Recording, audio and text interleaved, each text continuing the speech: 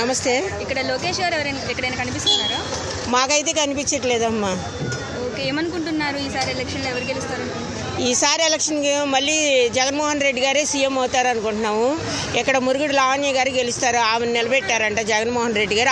ఆమె గెలుస్తుందండి. మరి లోకేష్ గారు వాగ్దానాలు ఇస్తున్నారు కదా, వాటి గురించి ఏమనుకుంటున్నారు? గతంలో కూడా వాగ్దానాలు ఇచ్చారు, అవి నెరవేర్చలేదు. 2014 నుంచి 19 వరకు జనాలు ఎవరు నమ్మట్లేదు ఇక్కడ ఆయన ఉన్న వరదాని. అందుకని ఆ 2019లో పోటీ చేసి ఓడిపోయిన తర్వాత వెళ్ళిపోయి హైదరాబాద్లో అద్దాల మేడలో కూర్చున్నాడు. కరోనా టైంలో కూడా వచ్చి నియోజకవర్గాన్ని ఏం పట్టించుకోలేదు, చూసిన దాఖలాలు లేవు.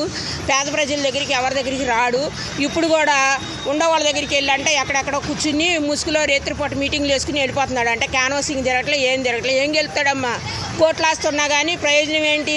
జనాల దగ్గరికి వెళ్ళి నువ్వేంటో చెప్పుకోగలిగితేనే కదా గెలిచేది. జనాలైనా డబ్బును చూసి ఎవరు సపోర్ట్ చేయరు. మనకి ఎవరు సేవ చేస్తారనే దాని గురించి ప్రజలు ఆలోచిస్తారు.